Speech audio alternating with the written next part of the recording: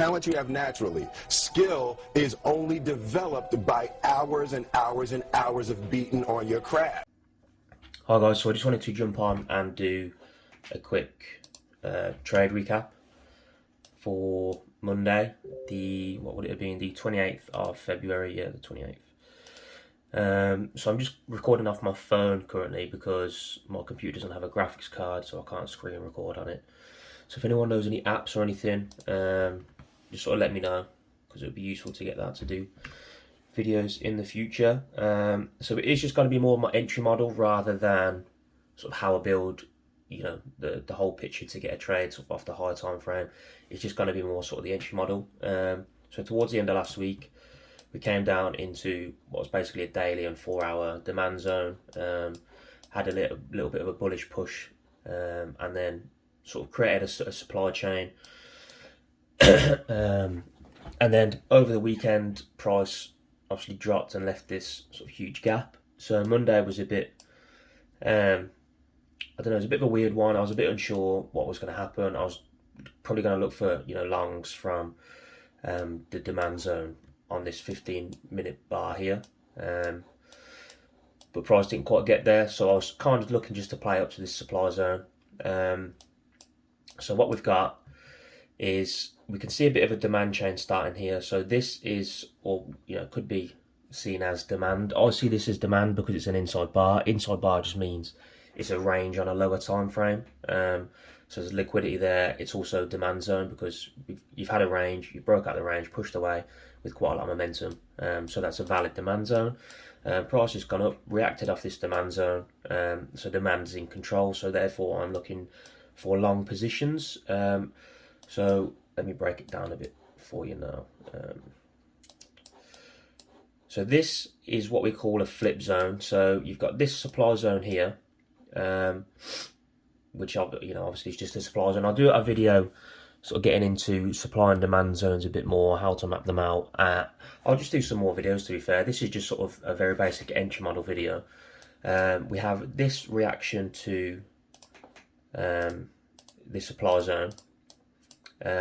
So supply then fails, so demand is still in control. And what we have down here, so all the liquidity from this inside bar, which, like I said, for this one over here, an inside bar is liquidity and a range. So the liquidity here has been swept by this, which means that this inside bar doesn't have to sweep, and I can look for valid entries off this demand zone, or flip zone as we call it sometimes. Let me just mark this up as a flip zone so you can see. So a flip zone is basically just price coming into a zone, whether it be supply or demand. We test it, have a little pullback sort of, and then the zone fails. Let me just drop it down to the 1 minute now. So this is what I always look for entries on. Let me just put it back. Let's start here. So I am trying to look past my phone while I do this, so it's not the easiest thing to do. Okay, so let me just skip it forward till supply fails. Okay, so supply's failed, which means if price comes back and tests this zone, which, you know, we now know it does, then I can look for a valid entry. So what I would do normally in a live market is just set an alert here just above this.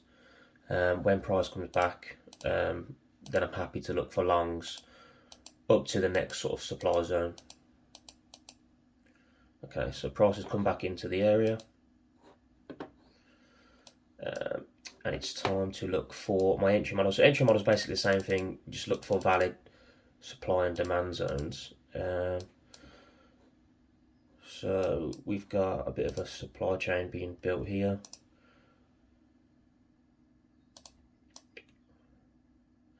That mitigates that. This mitigates this. Yeah, let's play price on a bit more. Again, second touch the zone, which has also swept the liquidity from under this area here. So I'm not too sure how good this is on the camera, but we'll run with it for now anyway until I can screen record on my computer. So now this area has swept these lows here. I'd be sort of happy to say, okay, price is either gonna play from this area, or if we get a flip zone, I'll play from the flip zone. So we need to, if I mark up this as a supply chain.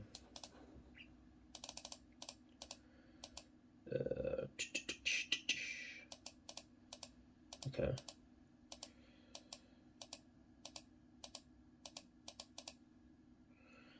So supplies failed.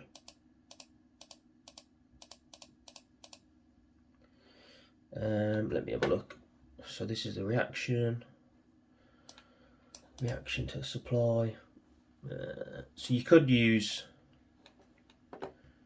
this candle and just cover sort of that low there. You can use this whole wick. I sort of just prefer to use really the candle, like the candles, the wick, sorry, sort of on the lower half, just because that's where price tends to get to normally.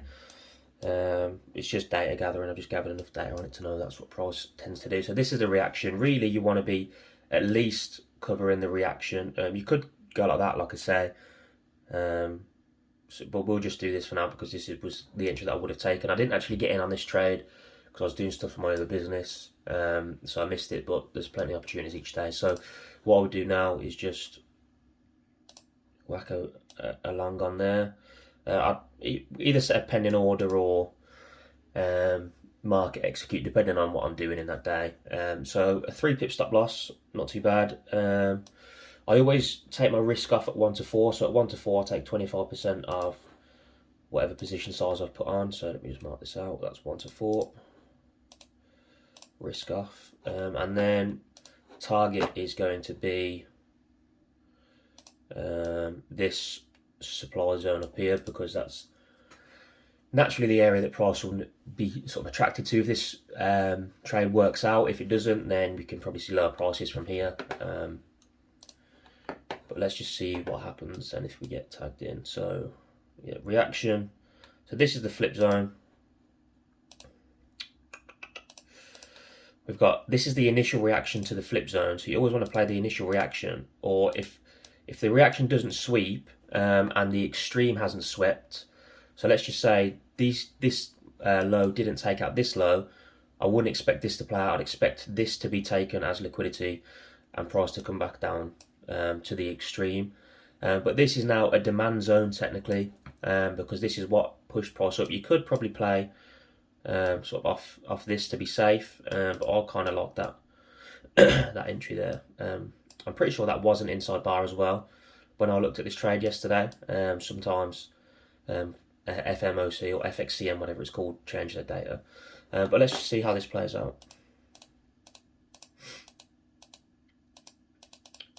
So this is good. This is a bit of inducement for this level. That's what I like to see. Inducement, but it's just a fancy word for liquidity being built to be run at a later stage, basically. Okay, so we're tagged into this trade now. Okay, almost instantly risk off. So now I'm risk off on this trade. What this means is I can look for a scaling. So now I've got this trade in and I'm risk off. I'm happy to look for another trade that I can take up to that zone, because demand is holding, supply is failing, so we want to look for longs. So we've got this as well here, which is where's it gone? Supply flip. So supply's failed, demand's still in control. This is the reaction. So you can play again. I'll probably take this whole area this time. It's a bit of a bigger stop, but there's a famous saying in one of the communities I'm in: don't be a prick for a tick. So you'd rather be in the trade than just not in the trade at all. 3.7 pip stop loss, not bad at all. 3.8 pips, not bad. And then again, we want to target the supply zone that was at the top.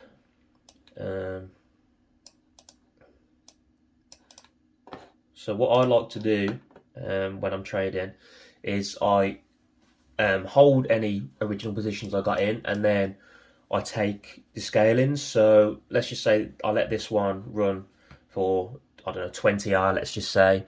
And then I might take this one out at 7R just to pay myself along the way as well. So let's see if we get tagged into this one. Oh, okay. Yeah, so let me just find out where I'll take my risk. I do usually use magic keys, which does all my risk on that for me, but just for the purposes of this video, come on, don't be. Okay, so this is where I take my risk.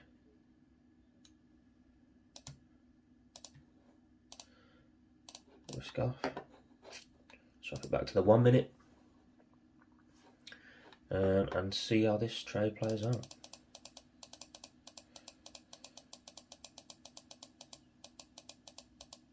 Would I have broken even there?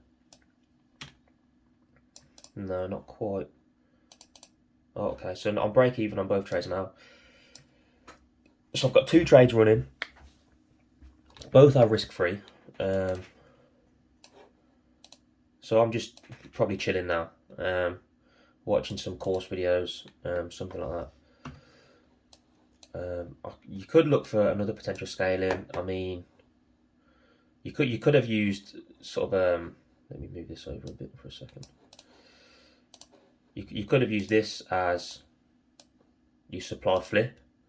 This is the reaction, so you could have played off this zone as well.